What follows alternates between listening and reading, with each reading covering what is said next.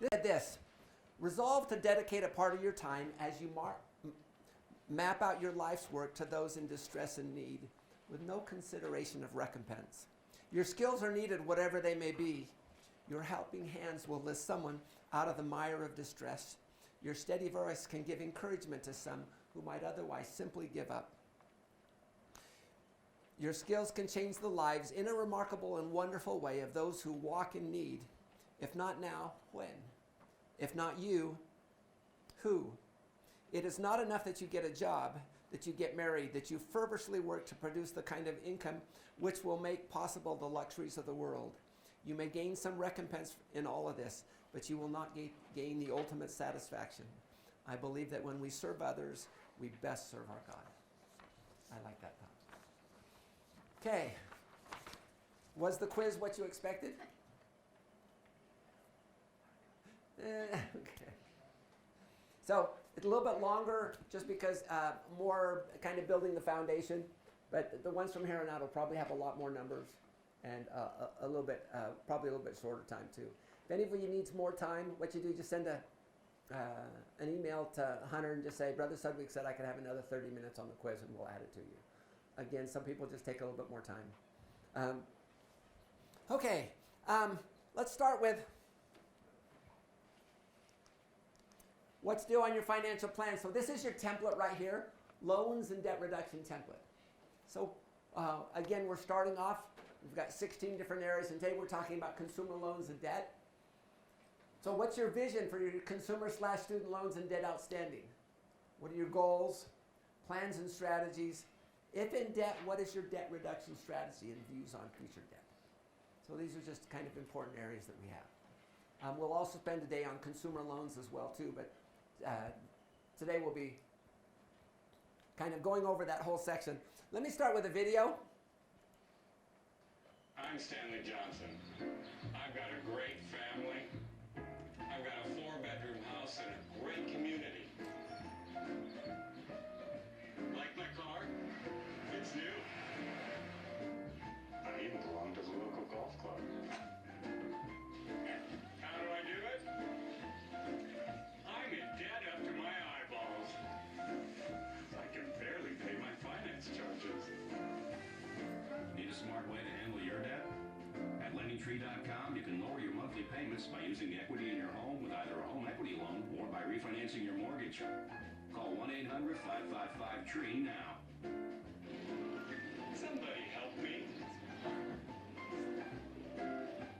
Come to LendingTree.com, where you can have banks compete over you regardless of your credit history, and you choose the loan that's right for you. When banks compete, you win at LendingTree.com. What does this commercial assume? Oh, you're in debt, yeah. But you have some equity in the home that you can take out to pay off your debts. What do you think? Taking out a home equity loan to pay off debts, is that a good thing or a bad thing? Yeah, research has shown that most of the people do that. Within 3 years, they're back in debt to where they were before because their habits haven't changed. I'm Stanley Johnson. Here's a case study. This is a friend in my ward. He came to me and he asked to help with one of his children. Married, 4 children, ages 18 to 3 months. You can look at those bills. I used Learning Tool 20 and I had 28 columns of debt. And then the debt payments represented 83% of their income for living expenses. What suggestions did you have and how would you help them? Are there lots of people out there who would like some help and say, "What can anyone help me?" This is kind of what we're going to work on today. Anyone want to give some suggestions, what you would recommend? Nathan? They can't afford that truck. Yeah, but it's a lease truck. The only reason they took out this lease truck on that was because they had a previous lease and they would have a termination penalty if they didn't lease another vehicle. Are termination penalties on leased vehicles? Yeah, they can be 5% of the value. So a $60,000 truck, you'll pay $3,000 termination penalties. Other thoughts? Do you ever recommend bankruptcy? Okay, we actually spent 3 hours with a bankruptcy attorney. But so these are the kind of things that we're going to do today. So I just thought I would give you kind of preempt that around sending around the roll. I'd like us. We're going to take a time value of money quiz. We're going to do a couple of problems. What I've done is I put 9 questions, and you should be able to do these things in class or on your own. Realize I wrote just a financial calculator in Excel, and so at the first of this it's hyperlinked in. Plus I have instructions on how to do that. The nice thing about having a common calculator, then you'll see on this that I just did snips of it so we can show people in the problems what it was. So here's the question. You're making a 30% return and inflation is 20%. What is your real return on the investment? You know what they say, for every simple problem there's a simple answer that's wrong. So what's your return on Drew's laughing at. So what's your real return on this investment?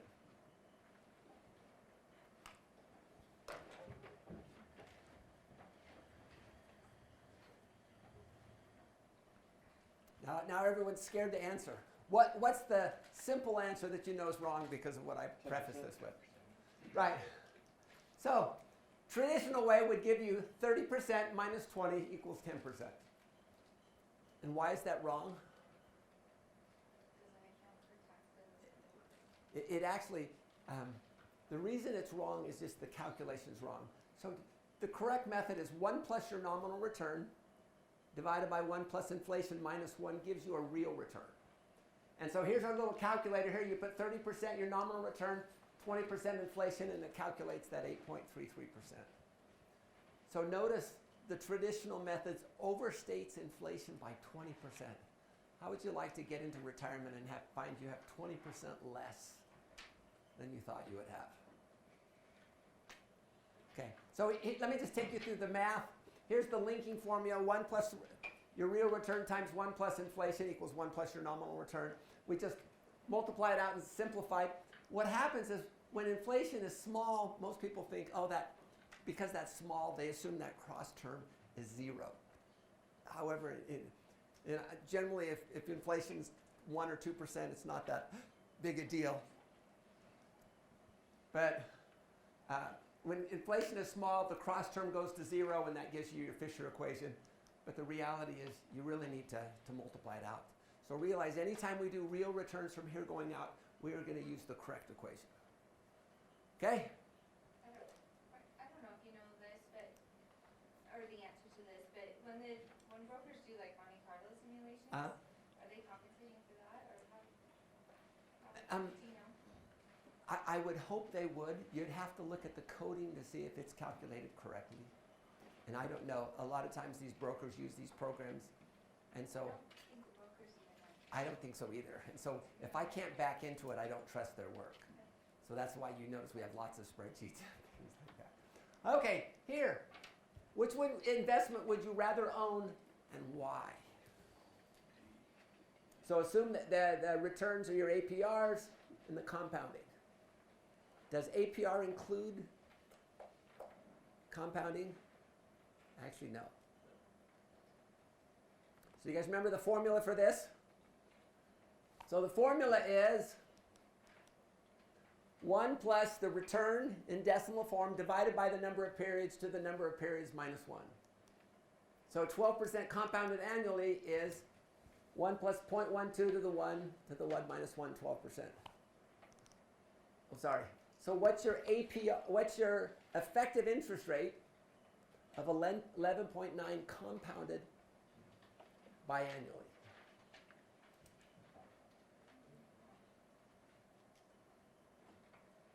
Remember, we go data to information, and then information to insights. So the problem is our data. You have to calculate the information by making the calculation.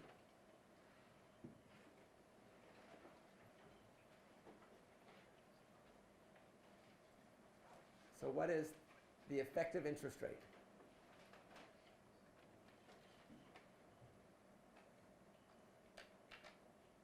Okay. Timer. 12.25%, that's right. What about 11.8% compounded quarterly?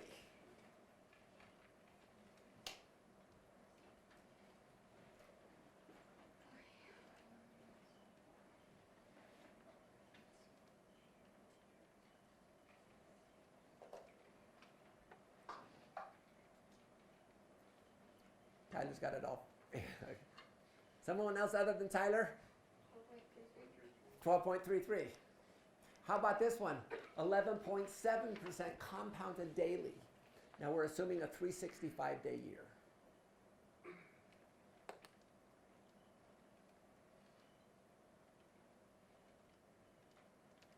True.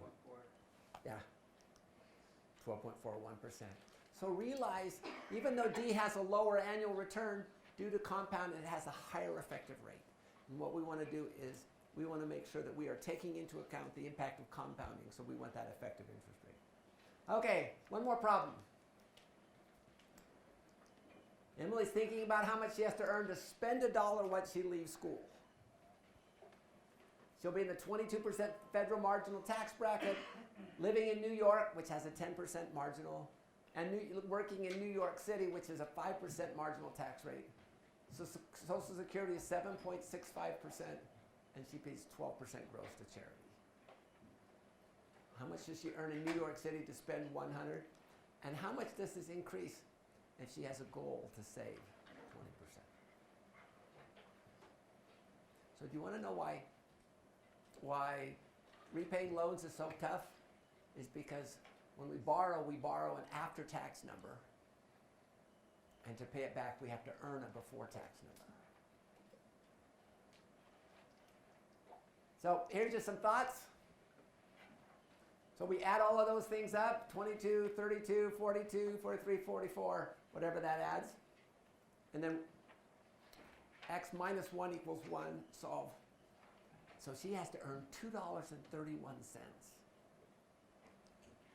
Or for 20% here. So let's play with this tool just for a second, just so you can get a sense.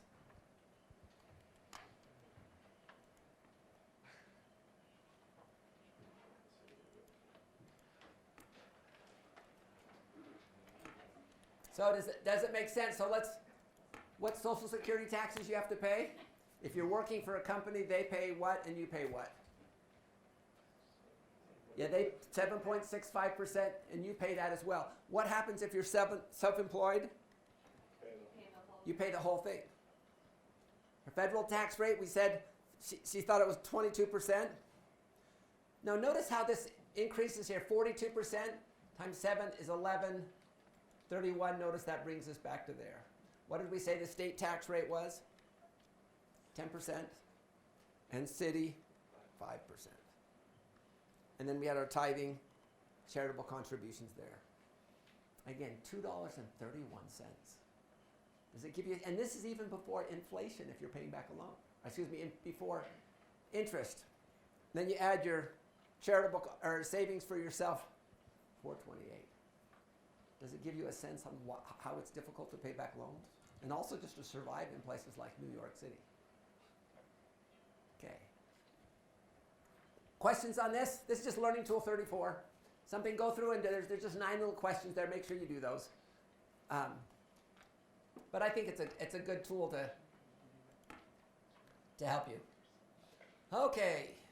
Do you have like a similar tool that extends to like mortgage, like property tax as well? No, but I added a tab in there that allows student loans, and you can tell subsidized versus unsubsidized, and then you can add your interest rates in and how many months until graduation. So Dakota, that hopefully that will help you out. So let's talk a little bit about what have our leaders said about debt. Janelle, can I get you to read that, please? Sure. J. Reuben Clark said, "It is a rule of our financial and economic life in all the world that interest is to be paid on borrowed money. Interest never sleeps, nor sickens, nor dies. It never goes to the hospital. It never visits nor travels. It is never laid off of work. It never works on reduced hours. It never pays taxes. It buys no food. It wears no clothes. Once in debt, interest is your constant companion every minute of the day and night. You cannot shun it or slip away from it. You cannot dismiss it. And get in its way or cross its course or fail to meet its demands, it crushes you. So much for the interest we pay. Whoever borrows should understand what interest is. It is with them every minute of the day and night. How many years have we been counseled to get out of debt?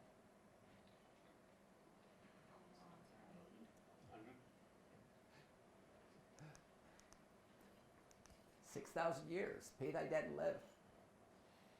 More recently, President Faust said this: purchase a home or pay for an education.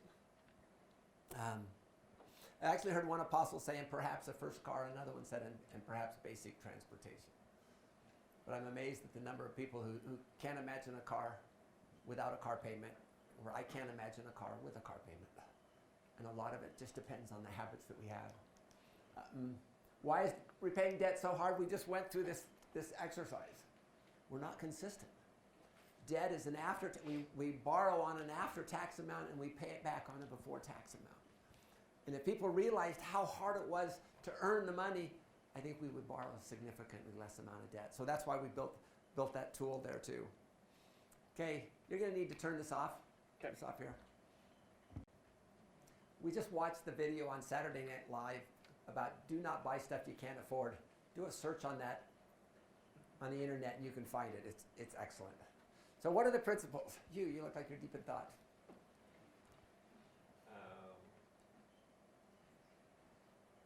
Just to only have debt on of things that are going to like help you like your education, Okay. but otherwise don't have debt. You know, ideally, hopefully your education is an appreciating asset. Your mortgage hopefully is an appreciating asset.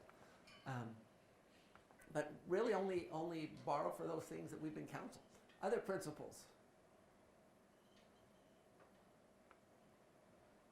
Tyler. Live within your means. Live within your means. Other thoughts? You guys know if you don't have other thoughts, you guys are stuck with all the stuff that I put on here. And just because it's on the board doesn't mean it's right. Michael.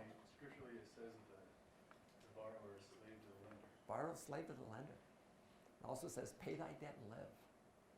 So here's just some thoughts here. Know yourself, your vision, and your goals. It's amazing how everything just goes back. What do you want? What do you want to accomplish? Seek, receive, and act on the Spirit's guidance. We can have no better guidance than the Holy Ghost.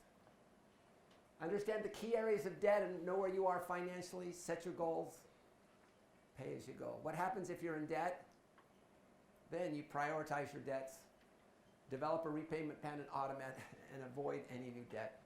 Someone said if you find yourself in a hole, stop digging. And debt's a good way there. So at doctrines, notice the principles again: identity, obedience, stewardship, agency, and accountability. Those seem to be the critical doctrines as we want. And so if we truly want to do well and change to become better, we need to understand not only the doctrines, but the principles. So we're not just trying to get out of debt.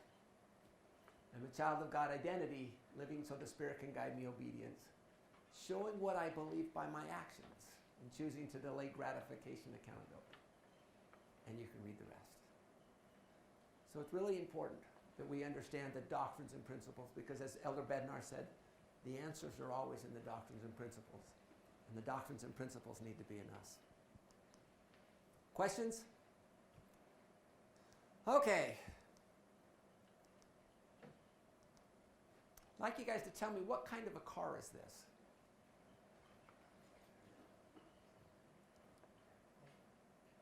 Is it El Camino? Looks like it's got an El Camino front end. In the back? Is it a pickup bed in the back? No.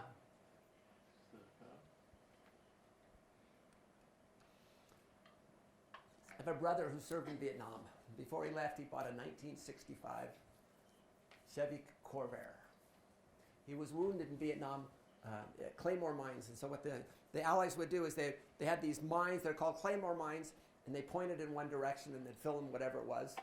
And as the Viet Cong would come, they'd push a button and it would shoot out. What the Viet Cong would do in the middle of the night is they'd come up and they'd turn the mines around, so instead of shooting out, they would be shooting in. And then they'd make noise and people would push the buttons, and instead of going out, it would come in. And my brother was hitting about 5 spots. In fact, he still has shrapnel in it. We play with magnets and you can see it's back there.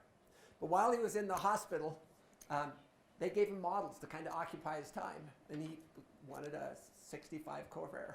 So what he did is he took a soldering iron and he cut it, and he found that it fit back perfectly. And so when he got back after he was released from the hospital, in his spare time, what he did is he took a 4-door Corvair and chopped 32 inches out of the middle and shoved it back together. And then my brother, Larry sold that to my brother Wayne for a motorcycle and some cash. And then my brother Wayne, who has kind of a lead foot, blew the engine in back and put a Corvette LT1 engine up front. So you have this little car that's it comes in at about 2,800 pounds. It's doing about 420, 430 horsepower.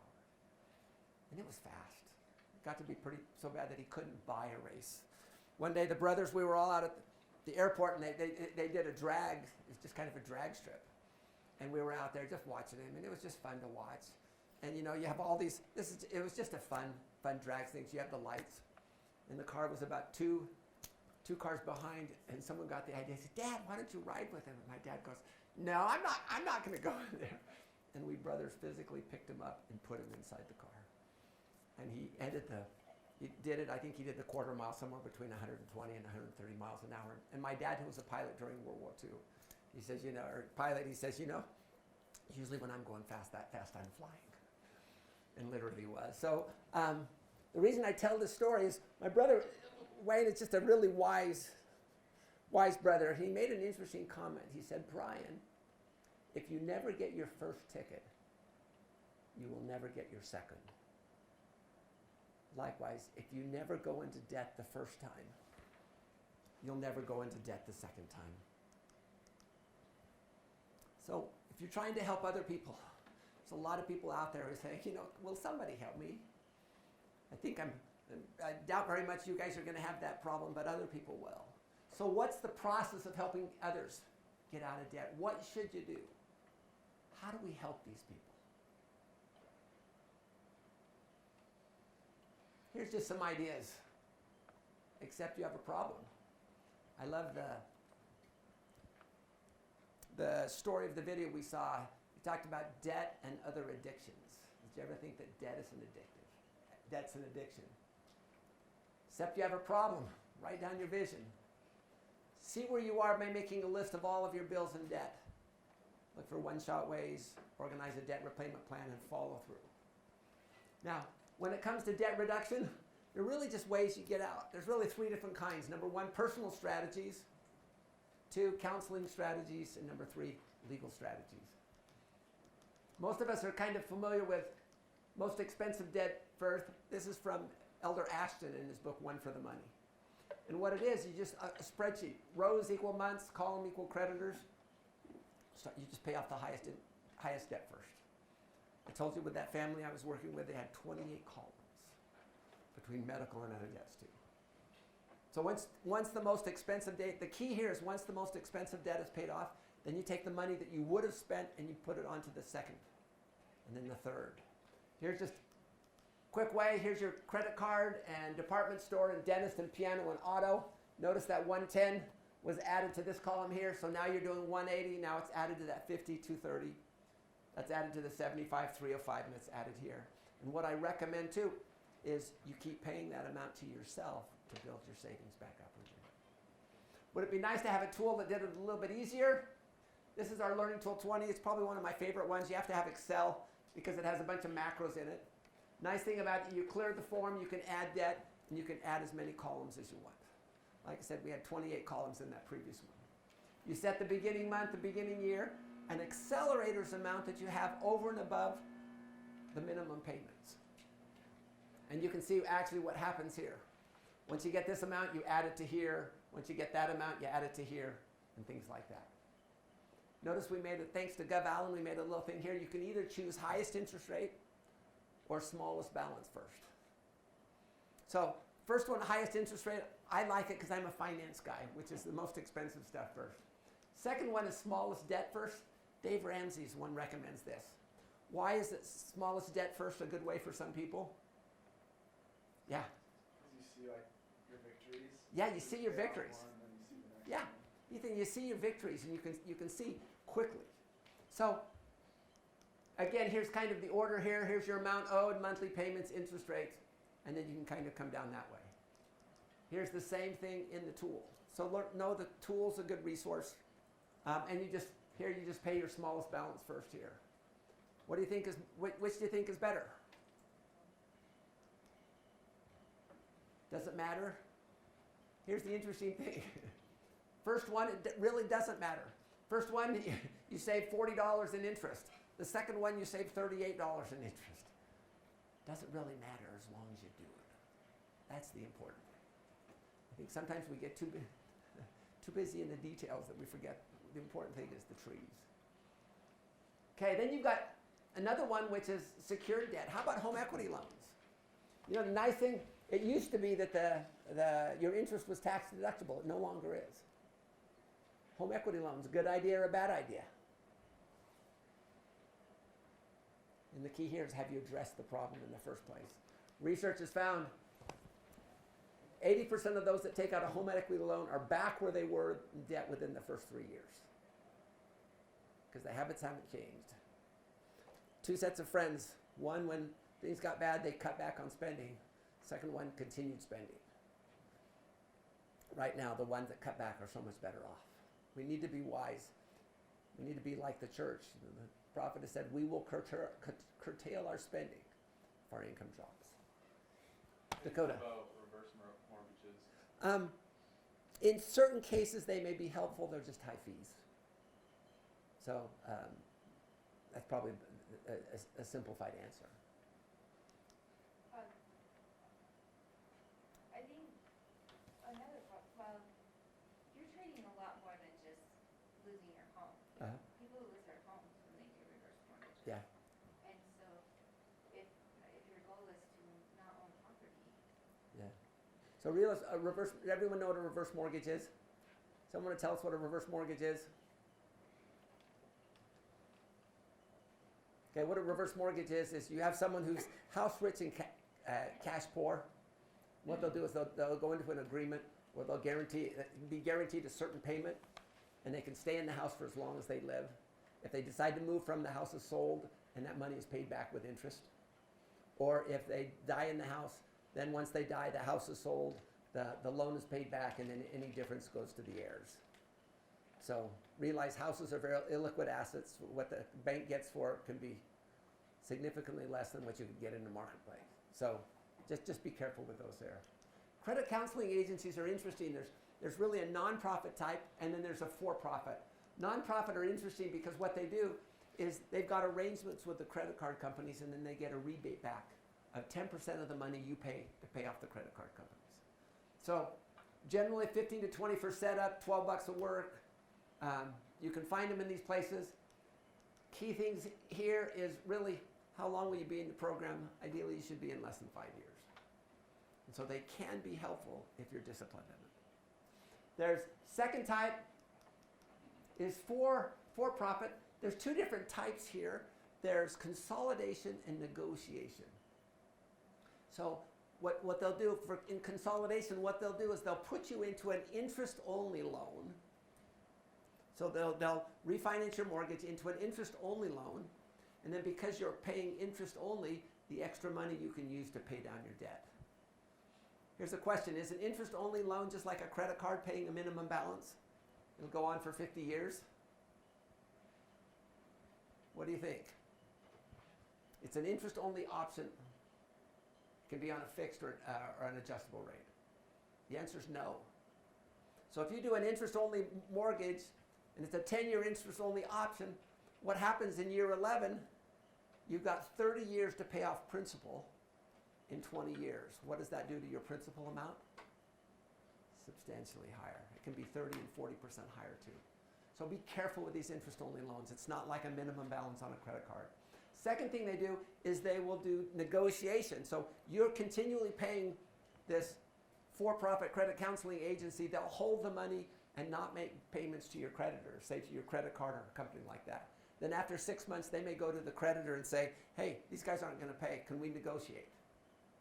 I think we have enough money. I think they can pay you 50 cents on the dollar or 60 cents on the dollar, whatever that number is. The challenge, what if the credit card company says no? What's happened to your credit? You've paid the debt for-profit counseling. You paid that money, but they didn't pay the thing. So what does that do to your credit report? It's already trashed anyway, probably. Go ahead, Jenny, you had a question? I was gonna say, okay, so when they hold that money, are they holding it for the client? Yeah, they're holding it for the client. Or do they just, is it kind of like an escrow account? Yeah, Or kinda, it has to just yeah. go for the Yeah. client? It's just the Okay, client's So money. they're just basically being their savings account for them? Yeah. And so, With some high fees? yeah, so just be aware. And if the credit card company says no way, you're still stuck. So realize all of these things need to be understand. How long will you be? Less than 5 years, generally is what we recommend. And then here's just some of the warning signs. About 3 or 4 years ago, these used to be all the time. My wife and I'd get up, and when it was snowing outside, would run indoors. We have a treadmill. And I'd watch TV, and they had all of these trying to get you to sign up really quickly. But hang up if you sense these high upfront fees, promises things that you can't deliver. We promise we can cut your principal owed by 50%. Pressure to sign up these repayment services the moment you call. So just be careful. And then the third one is basically legal strategies. So Chapter 7 liquidates assets and uses them to pay creditors according to precedents in the bankruptcy. Quickest, simplest, certain debts can't be waived. And then there's Chapter 13. Chapter 13 binds debtor and creditors to terms of repayment. So the question is what? You know, we can't be first in football and we can't be first in basketball. Well, what are we first in? Bankruptcy. Why in Utah are we so much, is bankruptcy such a problem? I like this article. It says, going for broke, is it tithing or carelessness that leads Utahns to bankruptcy? I think it's thinking that it doesn't apply to you, and it does. Some research shown 87% of all bankruptcies are due to 3 events: divorce, death, or separation, unpaid medical expenses, or loss of primary source of employment. So if we can do things to alleviate these, we'll do well. So divorce or separation, make sure you go on a date. A date each week is a fixed expense and not a variable expense. My wife, again, encouraged that. Make sure you have adequate medical insurance. And number 3, make sure your skills, you should be working constantly to upgrade your skills. You should be reading a couple of books a month, trying hard to get better so your employer will want to pay you more. And if he won't, then someone else will. But eliminate the likelihood of these and you can accomplish so much more. Questions when thinking about, is it honest or is it just a way to get out of debt legally? Is it really necessary? When we built our house, we put in a retaining wall in the back, and it was 300 yards of concrete. We moved a lot of land, and we put a lot of steel in it. And about 3 or 4 months after we finished that, someone came by, and he says, you know what, I work for this subcontractor. And he didn't pay me. He declared bankruptcy, and I lost everything. And I felt sorry for the person, but I paid all of my subcontractors. I had paid them all, and I paid fair wages. And I said, I apologize, you're going to have to go back to him. And realize the effects of these are not just on us, but on us, and they can have significant impacts. I like what Alden Porter said. Ethan, can you read that for me, please? Yeah. Utah is the #2 state in the nation for per capita bankruptcy filings. What an indictment of those of us who live in Utah. Our bankruptcy laws in the books for the rare occasion when true disaster strikes a family, none of us would take away that protection. But I'll also tell you, it cannot function as it ought in a society with overextended and frankly somewhat dishonest people. The editorial goes on to suggest that the majority in Utah are not using Chapter 13, which permits the application to repay his debts over a longer period of time. Instead, 60% apply for Chapter 7, which permits one to break his promises and walk away from his debts, leaving his obligations forever unpaid. There is a question asked of those who seek a temple recommend that deals with honesty. I sincerely hope that those who have taken unfair advantage of this just and proper law don't carry a temple recommend and feel that they are absolved from responsibilities. Do children learn from their parents? My dad, after World War II, he started building chapels for the church. So he built the Orangeburg Chapel in Modesto, and then he built the Brookside chapter in Stockton. And then he moved to Brentwood and built a chapel there. After that, he decided he didn't want to take his 6 kids, moving every time a new chapel needed to be built, and so he went into business with another person. And needless to say, the economy, the timing was not good. So they borrowed money and built the houses, and then they couldn't sell them. People told him, just declare bankruptcy. It's a lot easier. My dad said, no, I won't do that. So what he did is he went to every one of his creditors, and he says, this is the problem, this is what happened. If you'll bear with me, we will pay you and pay you in full. And within the next 2 to 3 years, the economy had turned around. He was able to buy back his tools and his truck from the bank, and each of the creditors will repay him. Fast forward.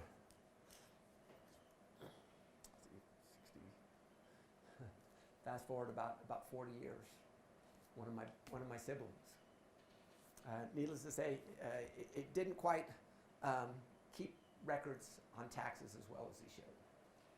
And the IRS came in and just took everything, took all of his cash flow because he hadn't paid the taxes on it. And people told him the same thing. Yeah, just go declare bankruptcy. It's okay. It's not a big deal. The stigma is not as great now as it was 40 years ago.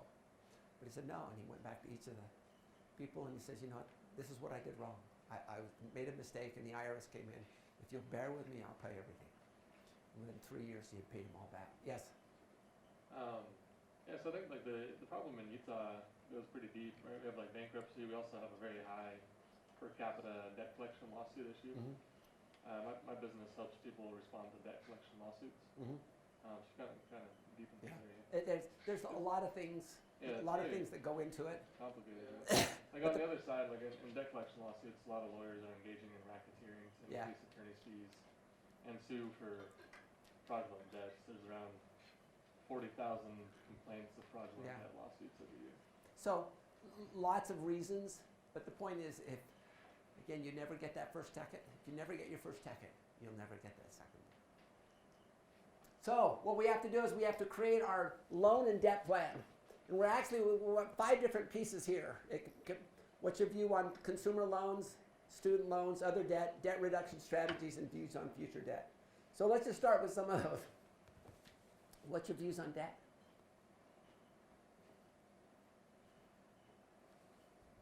Matt, what are your views on debt? I think alluding to what you said last class, I think it can be a really beneficial tool to aid success to those who don't have upfront capital, but in the same breath, it can be the biggest financial destructor. Yeah. So I think it's really just up to How you use it and what you use it. When I was growing up, aside Nathan. from businesses, because when we talk about debt with businesses, It's a different it's story. a whole different conversation about Correct. how leverage can help and destroy, value in Yeah. the economy. But in our personal lives, I was always told growing up, and I feel like I've always had a really good grip on what the dollar means. I was told that anything that I would borrow was simply borrowing from my future family or my future self. I was cashing in what I could have later for right now. And sometimes there is a reason for that. It can be good, such as to invest in a reasonable education that you know what you're going to do with, And a you know what your reasonable house. return is going to be when you're done, or to have a reasonable home, for you and your family when you have the means to have it. Nothing that's out of your means, which a lot of people, quite frankly, do with their homes here in the state. That's another part of the debt problem. That's right. People say, just don't worry about it. Get a house on 2 incomes when you know you're going to go to 1 income in the future. Yeah, and so for me, that's always really helped me, and then helping my wife, who didn't always understand all these perspectives when we got married, because it really helps you question what you're doing. It's like, well, who am I really benefiting from borrowing from these people in the future so I can have something now? Other thoughts? Jenny? Well, just kind of goes back to my friend who's the perfect example of this, right? But it was interesting. She said, she's been doing this over the last month because she's kind of got this plan on paying down their debt, and they're working really hard to cut where they can. And so now she said every time she buys something, she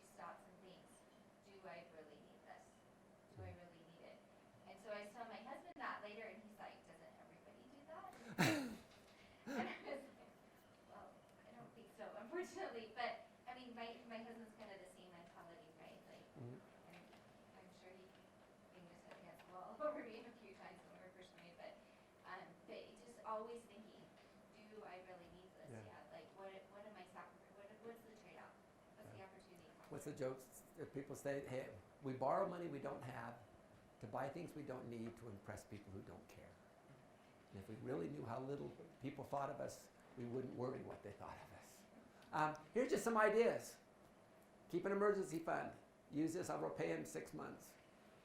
Need to borrow for my first car. If I'll pay it within 3 years and pay cash for all future values, I'll save. But the key is, there is a place for debt. But it's not in the personal side here. And if we can minimize that, we're doing so much better. We want to minimize or eliminate unproductive debt, consumer loans, auto, things like that, and minimize our productive debt.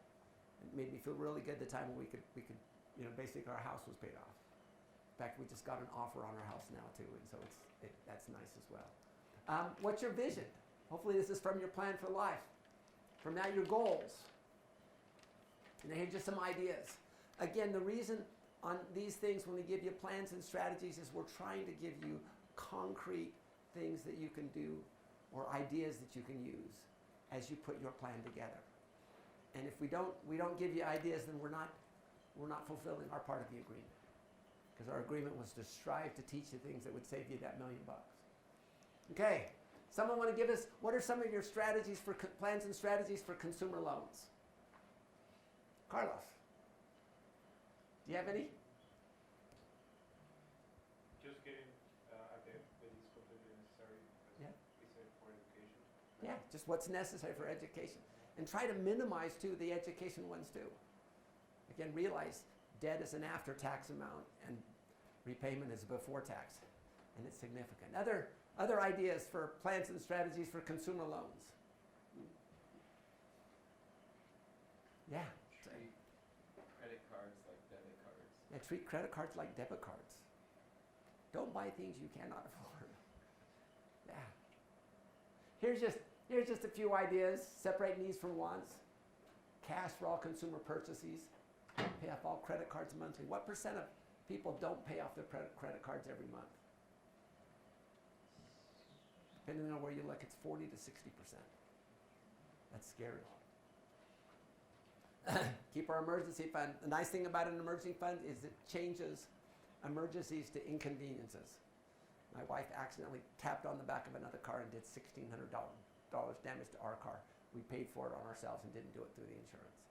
But it takes it from an emergency just to an inconvenience.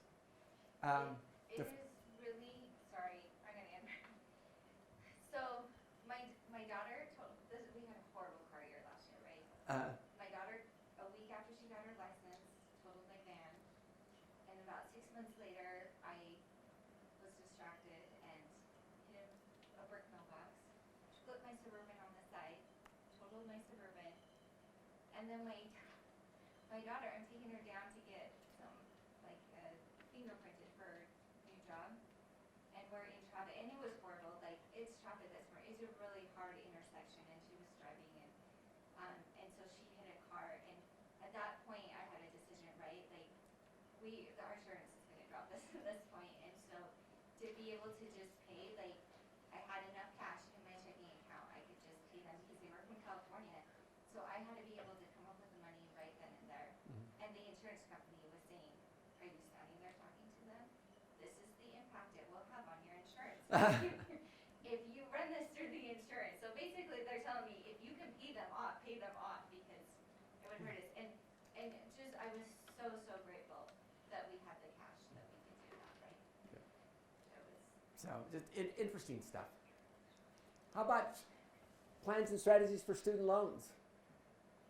Again here, only using it on education. I know people who take student loans and they use it to buy ski tickets, different things like that. Not buy toys until our student loans are paid off. How about this? A lot of companies actually have ways to help you pay off your student loans. So make sure you understand the benefits for your company. Build your emergency fund and then use the 20%, pay down non-subsidized, and then subsidized loans. But you see what we're teaching you here in this class? I want you to have a plan and strategy. We understand the doctrines and principles, and now let's do concrete things. How about debt reduction plans and strategies? I think you guys are all tired. After class is really a tough one, but here's just some thoughts. Put enough, so once you get out of school, first thing you want to do is get that company match, because that's free money. MBAs, what's the standard match? For the companies you're with? You guys are first year, not second year. Anyone that are accounting students? I heard a lot of them said it's like a 3%. You put up 3% and they'll match it with 3%. But that's 100% return. So really keeping that is really important. Even if you're only going to stay there for 3 to 4 years, at least you're getting into the habit. And that's what I think the Lord wants us. I think it's our conduct on the journey is as important as our destination. We want to get into the habit of saving. And even if we don't get all of that match back, we'll at least get part of it there. You want to think about retirement now. Yeah. So my aunt and uncle, they came to me a few years ago, and my aunt's 15 years older, her husband's like 8 years older than that, right? And they came to me and they're like, why didn't anybody tell us about 401ks, back in the day? So they're, he's been working for 20, 30 years, and they're starting to think about retirement. And that's not when you want to be thinking about it. That's right. Even though it seems really far off, you want to think about it now. You want to have a plan in place. You want to be researching. And I remember my husband when we were in school, he's like, I don't need to think about this now. And then I said, oh no, we need to think about this now. But and then he started reading a bunch of books, and actually now he advises. He's the unofficial. People come to him and ask questions all the time about retirement. So you do want to think about it. Yeah. And then you want to be able to teach others. So make sure that you have your knowledge base is good. How about one-off debt reduction strategy? Here's just some ideas. Anything out of the ordinary you put to your debt. Savings to pay down debt. After you have your emergency. Any salary increases. In our family what we do is we take the money out before I see it, so I never see. If we had an increase in the salary, I never see it because we take the money out first. Make sure it goes into your 401k. Make sure it comes out into an account to pay off your debt, or to put into mutual funds or things like that. Here's just some other ones here. Other ones. Exchange consumer debt for mortgage debt if you've changed your spending. Sell assets. Try to settle with creditors. Lots of different things here. So again, what are we trying to do here? We're just trying to give you guys ideas so when you put your plan together, you can have a plan for what you're going to do. Constraints, what are the biggest constraints? Probably the single biggest constraint is living on that saving income and expense plan. If you're not saving money, you're not going to have money at retirement. You cannot spend your way into financial security. Keeping your covenants, make sure you're not, it's very easy to get overcome by the temptations of the world, the spending, the cars and things like that. And then accountability, who are you going to share it with? So that's a challenge. Okay, questions? Questions on what we've talked about today?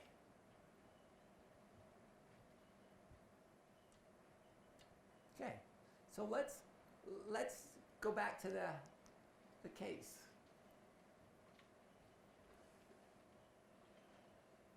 So here's our data. We want to go from data to information, and then we want to go from information to insights, and hopefully insights to decisions.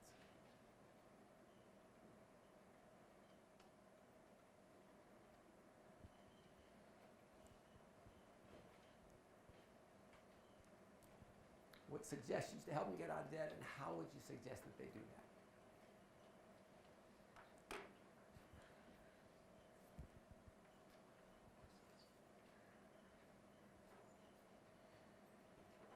Nathan's going, this is a tough one. No car, no Christmas.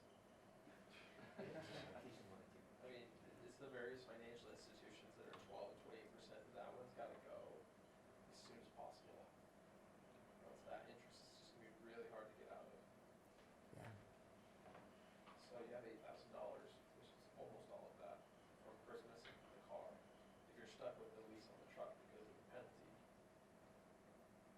I'm just saying there are penalties. Yeah. What's the income? I think probably around 80,000. You know, between the two of them. And she lost her job because of the pregnancy. That was an unexpected pregnancy. And then it was just once she lost the job, they didn't change their spending. They continued to spend as if she still had her job.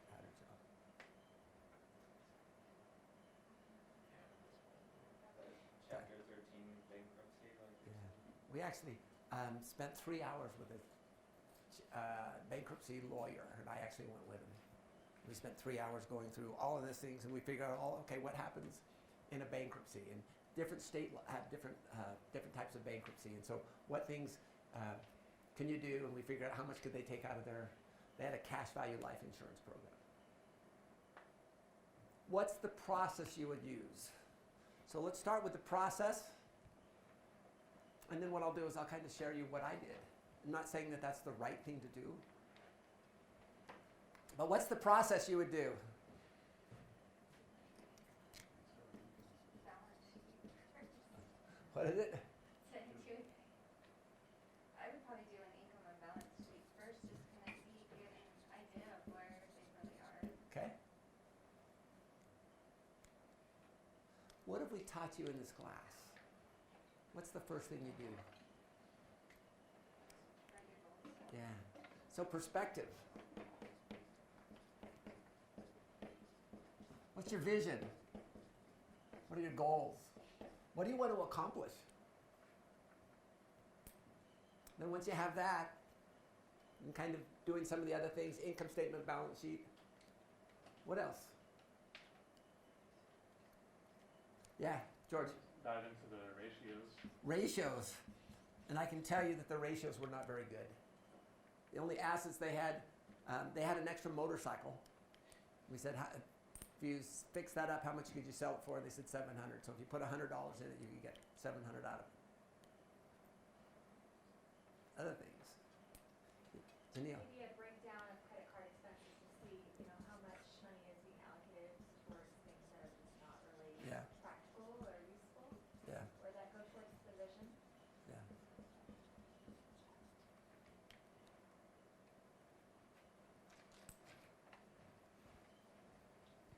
Dakota, what would you do? Look at liquid assets. Okay. See if there's anything, Didn't have a lot. if you can do anything, pay that down. I saw the Christmas bills. Yeah. That's a fun Christmas. Trying to see if anything can be. It was pre-Christmas, is Yeah. anything liquid in that? Yeah. But are these the kind of problems you guys will have as you're working with your friends? Needless to say, when they say people hear you're an accounting major or an MBA or a finance guy, finance person, they're going to come to you. So let me just share a few thoughts of what I did. And I'm not saying it's the right way, but I tried to teach them the same order that I teach you in this class. Through thought, prayer, and the guidance, you'll know what to do. Did I do everything right? No. Do I still wish I would have changed things? Yes. And you'll actually see at the end of this. But let me just share some ideas. First thing, what's their vision of where you want to be? So they came over. This time I was in, I think I was in the high priest.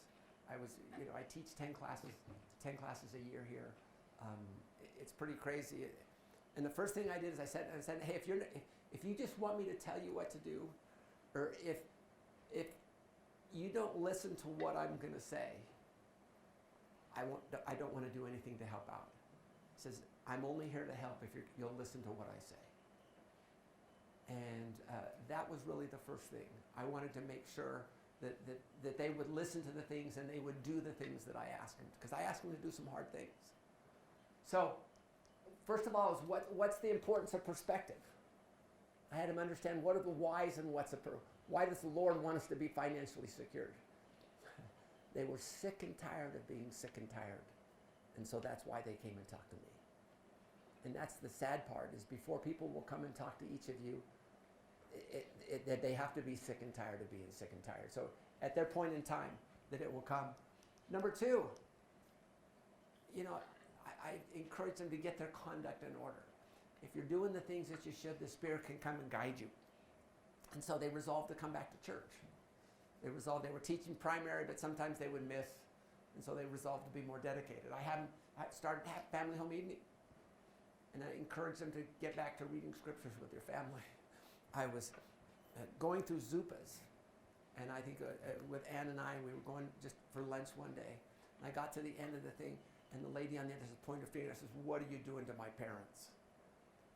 And I looked at this young lady, and I said, I'd never seen her before in my life. And I go, "I have no idea who you are, and I have no idea what you're talking about." And she goes, "I'm the daughter of DNA." That's the couple.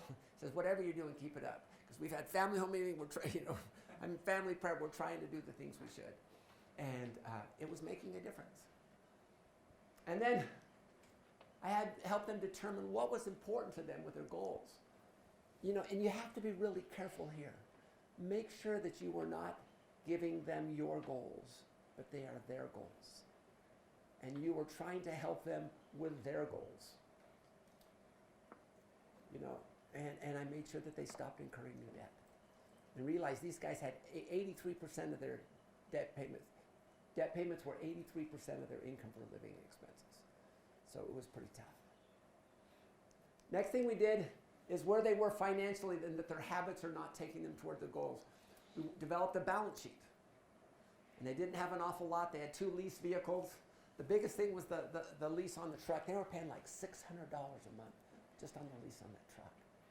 We talked about the motorcycle. They put another $100 in that have $700 out. We developed an income statement and ratios, and needless to say that the ratios were not pretty. And they realized they had to change to reach their goals. And so we put them on a pretty strict budget. And no eating out.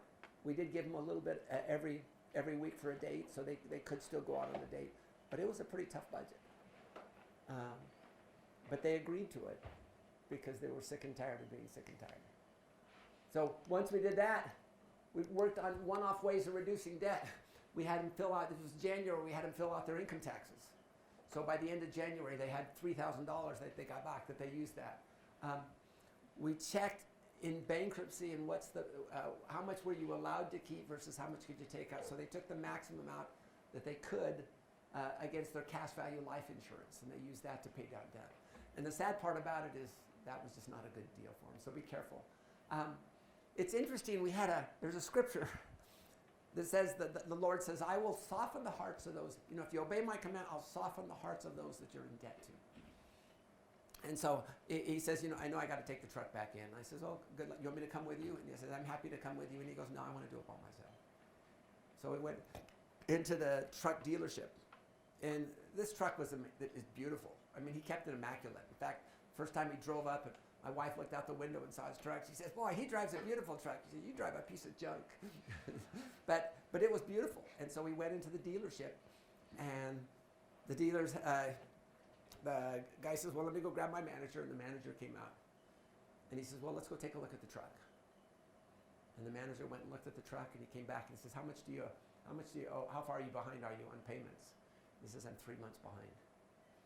And he said, "Okay, you come clear on your payments and we'll take the truck back." And as he's leaving, one of the salesmen came to him and he says, "I hope you know how lucky you are." He says, "This is only the second truck in the last year that we've taken back." So we got that one out too. Borrowed money, had to sell assets. They sold the motorcycle. Talked about yard sales, anything that they could do to reduce that. And then we helped them organize a debt reduction plan. So we used our Learning Tool 20. We worked on that.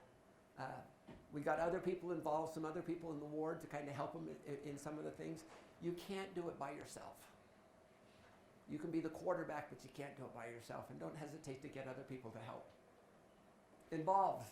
I was amazed. I called on some of the debts, and I was amazed that some of these debt places would rather get zero than nothing at all. I thought they would at least work with us. And probably the tax benefits, I'm not sure.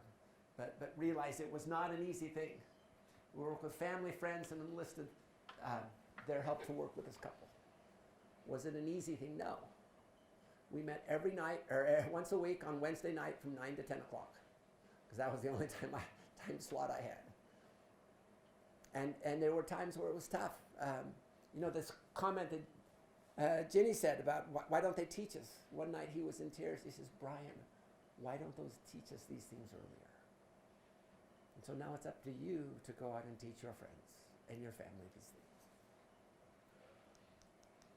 Help them follow through with their plan until total debt elimination. I didn't. I think after 4 months of every Wednesday night, I thought they were far enough along. I'm not sure that was the case. But we helped them.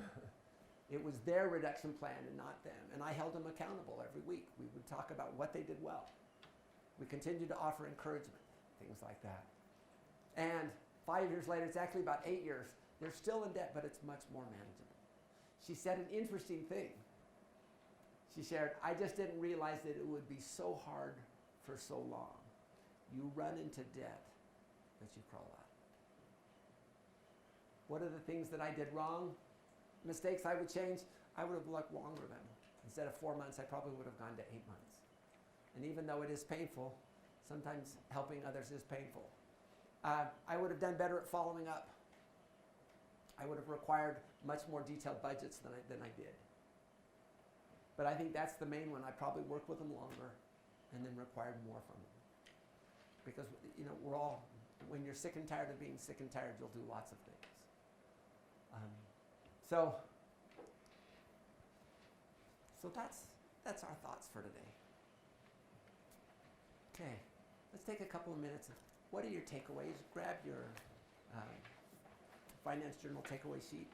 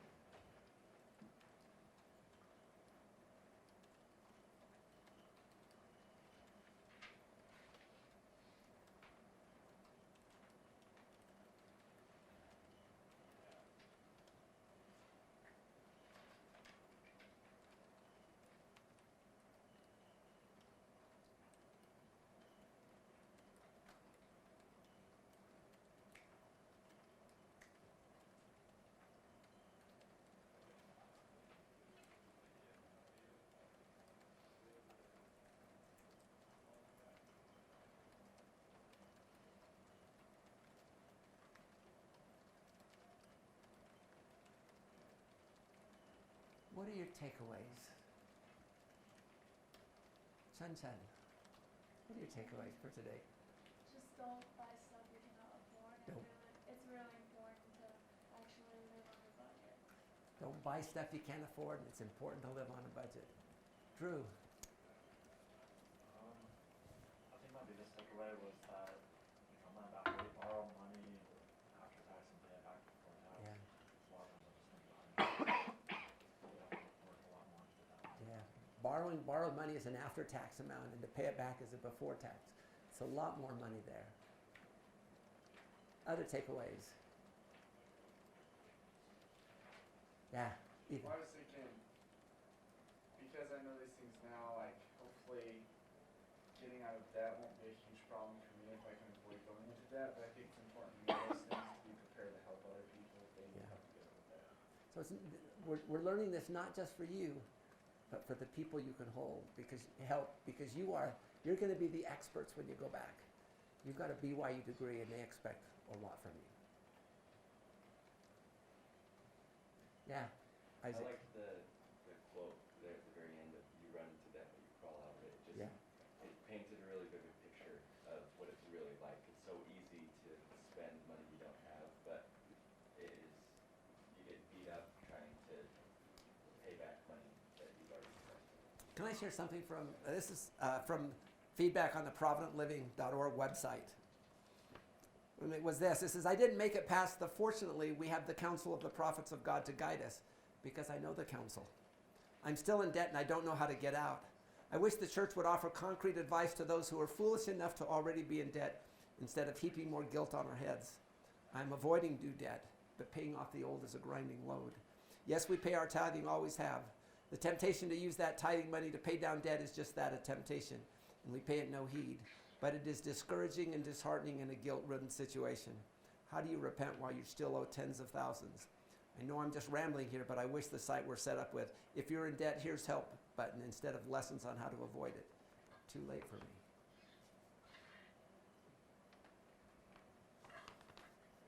Other takeaways? Janelle. I thought about how important it is to be careful to sign deals that look good on the surface. You gotta read the fine print and just make sure you're watching for warning signs. Yeah, be careful. Watch the fine print. Make sure you're watching for warning sign. Michael, you're our senior member here. After me, or before? After me. Go ahead. Your thoughts? We touched just briefly on the goals, Uh-huh. and that was something that I think is really valuable, really important, because it adds to our perspective. And so that was a reminder for me of the value and importance of what the practice and process of setting a goal actually will deliver for you. Because I had no idea that I could do, or we could do in our family, what we have done without setting a goal. When I was 28 years old, we set a goal to pay a house off. And I didn't think it was possible, but I used a spreadsheet and didn't have a huge income, but I thought, well, what's it going to take? Well, we did it. We could have set the goal. At 35, we did it for the first time. And so I thought, well, I didn't think I could do it before then. So then I had it to my perspective, and I did it again about 6 months ago. So did it twice, and I worked for BYU, so you don't have to make a lot of money. You guys are going to make like 6 times what I make. I know. But in your 20s, you make a goal, you can do some pretty incredible things that you really didn't think you could do. My wife and I had set a goal at 45 I wanted to retire and come back here and be a teacher. She increased the savings goal by 33%. Amazing thing, the power of goals is my last day of work was my 45th birthday, and we'd hit each of the goals that we had. So setting goals. We have a goal to serve 5 missions before we die. So that's why we're retiring next year. Might as well start while we still have our health. But there's power in vision, and there's power in goals. Stacy.